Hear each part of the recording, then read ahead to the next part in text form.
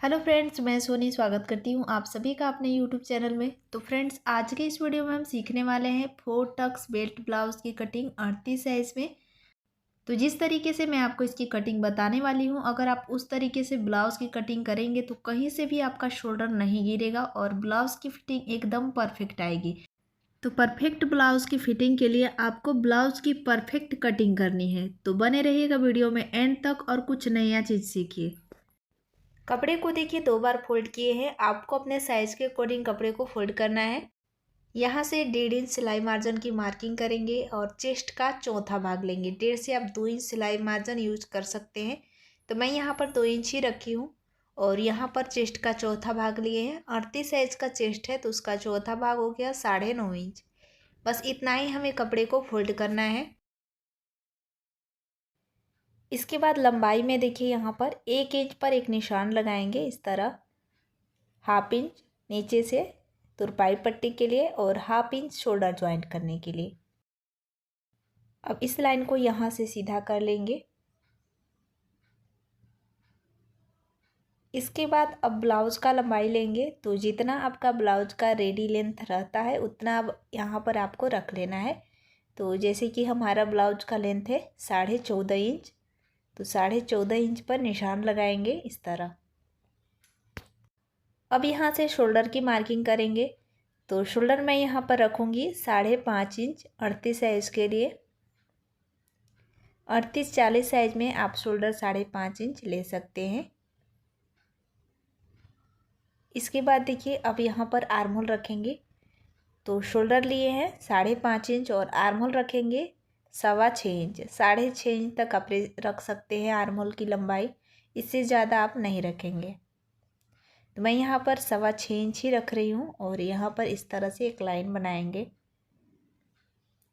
यहाँ से भी 5.5 इंच पर एक मार्किंग कर लेंगे ताकि जो आर्म होल का शेप है वो सीधा है। देखिए इस तरीके से एक बॉक्स बना लिए हैं और बॉक्स बनाने के बाद यहाँ पर आर्म होल की गोलाई देंगे इस तरह। 1 इंच पर आर्म होल की गोलाई देनी है पीछे वाले पल्ले में। इसके बाद चेस्ट का चौथा भाग लेंगे। तो चेस्ट साइज है 38 इंच, उसका चौथा भाग लेंगे 9.5 इंच। 1.5 से 2 इंच यहाँ पर एक्स्ट्रा रखेंगे मार्जिन के लिए। अब यहाँ पर कमर का मेजरमेंट लेंगे।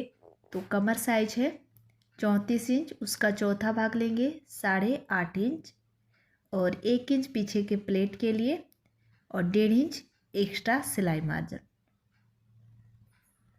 अब इन दोनों लाइन को इस तरह मिला देंगे। तो यहाँ पर देखिए ये है सिलाई वाला लाइन और ये हो गया एक्स्ट्रा सिलाई मार्जिन। इसके बाद नेक की चौड़ाई की मार्किंग करेंगे। तो नेक की चौड़ाई मैं यहाँ पर रखूँगी 2.25 इंच। आप ज़्यादा से ज़्यादा 2.5 इंच तक भी रख सकते हैं। इससे भी आपका जो शोल्डर है वो नीचे की साइड से नहीं झुकेगा। अब यहाँ पर देखिए गले का लंबाई रखेंगे। तो गले की लंबाई मैं यहाँ पर रखूँगी 10 इंच। सिलने के बाद ये 9.5 इंच पर रेडी होगा। ऊपर से 2.25 इंच लिए हैं तो नीचे से 2.5 इंच पर एक निशान लगाएंगे। सिर्फ यहाँ पर 2 पॉइंट एक्स्ट्रा ले रहे हैं क्योंकि मुझे ज़्यादा ब्रॉड गला नहीं चाहिए। अगर आपको ब्रॉड गला चाहिए तो यहाँ पर आप 1/2 इंच यानी कि 2.5 इंच की जगह पर 2.25 इंच ले सकते हैं, 1/2 इंच एक्स्ट्रा रखते हुए। और यहाँ पर देखिए फ्रेंड्स इस लाइन से थोड़ा सा बाहर जाते हुए यहाँ पर गले की गोलाई देंगे इस तरह। इस तरीके से मार्किंग करने से क्या होगा कि गले की जो गोलाई है वो भी एकदम परफेक्ट आती है और शोल्डर नीचे की साइड से नहीं झुकेगा। आप बिना डोरी का भी ब्लाउज तैयार कर सकते हैं। अब देखिए जो मैंने मार्किंग की है उसी मार्किंग के ऊपर हम इसकी कटिंग कर लेंगे।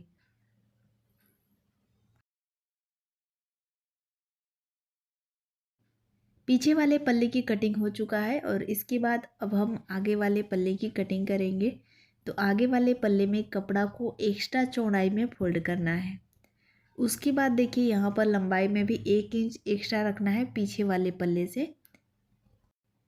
नीचे से लंबाई में देखिए 1 इंच पर एक निशान लगाएंगे और यहाँ पर आगे की साइड से हुक और आई पट्टी के लिए 1/2 इंच पर एक सीधी लाइन ड्रॉ करेंगे। इस लाइन को देखिए एक्स्ट्रा मार्जिन है, ये हमारा पट्टी ज्वाइंट करने के लिए। तो 1 इंच हम एक्स्ट्रा यहाँ पर लिए हैं, तो इसको एक लाइन बनाएंगे इस तरीके से। और यहाँ पर 1/2 इंच और मार्किंग करते हैं हुक और आई पट्टी के लिए।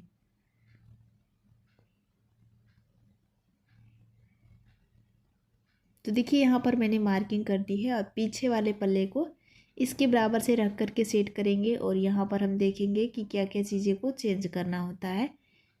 तो शोल्डर की साइड से आपका सेम रहेगा, शोल्डर की साइड में कुछ भी चेंजिंग नहीं करना होता है। जितना आप पीछे वाले पल्ले में शोल्डर रखे हैं उतना ही आगे वाले पल्ले में भी शोल्डर की मार्किंग कर लेनी है।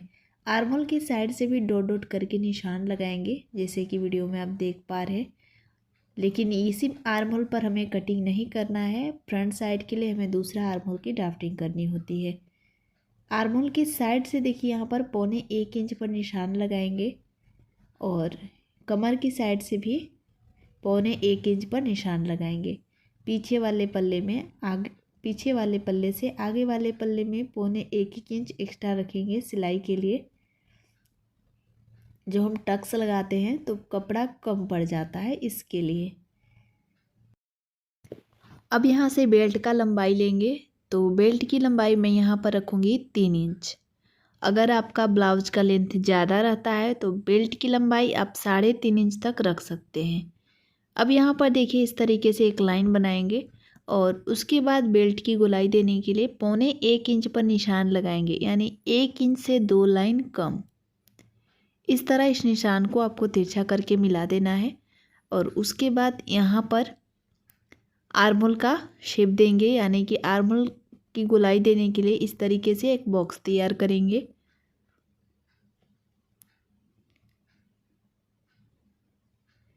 इसके बाद 1/2 इंच गहराई देते हुए इस तरह से यहाँ पर आपको मार्किंग करनी है।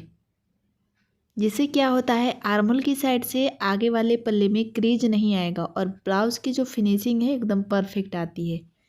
यहाँ से 2.25 इंच इसकी चौड़ाई लेंगे और लंबाई मैं यहाँ पर 5.5 इंच रखूँगी।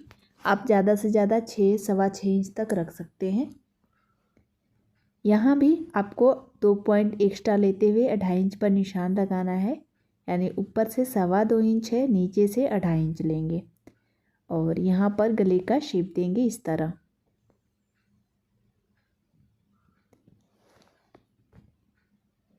इसके बाद टक्स का निशान लगाने के लिए 10.5 इंच पर निशान लगाएंगे और यहाँ से आगे की साइड 3.25 इंच लेंगे, 4 इंच से 2 लाइन कम। और जहाँ पर मैंने मार्किंग की है वहाँ से 1.5 इंच की दूरी पर आपको निशान को लगाते जाना है इस तरह। यहाँ से भी 1.5 इंच की दूरी पर निशान लगाएंगे और मतलब कि यहाँ पर आपको 4 टक्स देने हैं, तो चारों आपको 1.5 इंच की दूरी पर निशान को लगाना है और इस तरह से मिला देंगे। मिलाने के बाद दोनों साइड से 2-2 पॉइंट निशान लगाएंगे सिलाई के लिए। यहाँ भी आपको तिरछा करके इस तरह आर्म होल की साइड मिला देना है और 1/2 इंच का गैपिंग देना है। यहाँ भी आपका 1/2 इंच सिलाई लगेगा इस तरीके से और नीचे की साइड से 1.5 इंच का यहाँ पर आपको सिलाई को लगाना है। तो 1.25 इंच यहाँ से निशान लगाएंगे और 1.25 इंच इधर से, दोनों साइड मिला करके 1.5 इंच का आपको सिलाई लगानी है। जितना मैं मार्किंग करके आपको दिखा रही हूँ सिलाई भी आपको उतना ही लगाना है, तो कहीं से भी आपका कपड़ा कम नहीं पड़ेगा। एक चीज़ मैं आपको और क्लियर करना चाहूँगी कि जब हम आर्म होल में सिलाई लगाते हैं तो कपड़ा कम पड़ जाता है, जैसे आर्म होल की जो गोलाई है वो परफेक्ट नहीं आती है। उसके लिए यहाँ पर 1/2 इंच देखिए इस तरीके से आपको ड्राफ्टिंग करना है, जैसे कि सिलाई लगाने के बाद भी आपका कपड़ा यानी कि जो आर्म होल की गोलाई है एकदम परफेक्ट आएगी। देखिए इस तरीके से हम कटिंग कर दिए हैं और इसी तरीके से आपको भी कटिंग करना है। अब जो गले की गोलाई है उसको भी कट करके निकाल देंगे और बेल्ट को भी यहाँ से कट कर लेंगे। गले को कट करने के बाद साइड से देखिए जॉइंट है उसको भी यहाँ पर कट कर लेंगे और जो बेल्ट है वो 1.5 इंच हमारा एक्स्ट्रा हो जाता है जब हम सिलाई लगाते हैं टक्स का, तो इस तरह तो 1.5 इंच हम बेल्ट को कट कर देंगे जी। इसके बाद देखिए अब हम स्लीव्स कट करके निकालेंगे। तो मैं यहाँ पर शॉर्ट स्लीव्स बना रही हूँ। अगर आप लॉन्ग स्लीव्स की कटिंग करना चाहते हैं तो लॉन्ग स्लीव्स यहाँ पर आप कटिंग कर सकते हैं। पीछे वाले पल्ले को देखिए लेंगे इस तरीके से और यहाँ पर एक सीधी लाइन ड्रॉ करेंगे। अब यहाँ पर स्लीव्स का लंबाई लेंगे। तो स्लीव्स मुझे 4 इंच पर रेडी चाहिए, तो 5 इंच पर निशान लगाएंगे 1 इंच सिलाई मार्जिन को रखते हुए। और यहाँ से 2.5 इंच पर एक सीधी लाइन ड्रॉ करनी है। शोल्डर की साइड 1/2 इंच छोड़ते हुए इस तरह स्केल को गोल गोल घुमाते हुए चेक करेंगे। तो यहाँ पर 9.25 इंच आ रहा है और 1.5 इंच एक्स्ट्रा रखेंगे आगे की साइड सिलाई के लिए। ऊपर से 1.5 इंच तक सीधी जाएंगे और यहाँ पर इस तरीके से स्लीव्स का शेप देंगे। फिटिंग का मार्किंग करेंगे तो 6 इंच मैं इसकी फिटिंग लूँगी और 2 इंच सिलाई के लिए। इस तरह दोनों लाइन को मिला दिए हैं और मिलाने के बाद इसी मार्किंग के ऊपर कटिंग कर लेंगे। तो ये मैं आपको शॉर्ट स्लीव्स की कटिंग बताई हूँ। अगर आप लॉन्ग स्लीव्स की कटिंग करना चाहते हैं तो उसमें आप 3.5 इंच माइनस कीजिएगा, जैसे कि मैंने आपको 2.5 इंच पर कटिंग करने के लिए बताई। अब दूसरा स्लीव्स भी इसी तरह कट करके निकाल लेना है और सारे पार्ट की कटिंग हो चुकी है। तो मैंने आपको बहुत ही डिटेल में स्टेप बाय स्टेप समझाने की पूरी कोशिश की है। अगर आपको हमारी वीडियो अच्छी लगे तो वीडियो को लाइक और चैनल को सब्सक्राइब जरूर से कर लीजिएगा इसी तरह का हेल्पफुल वीडियो देखने।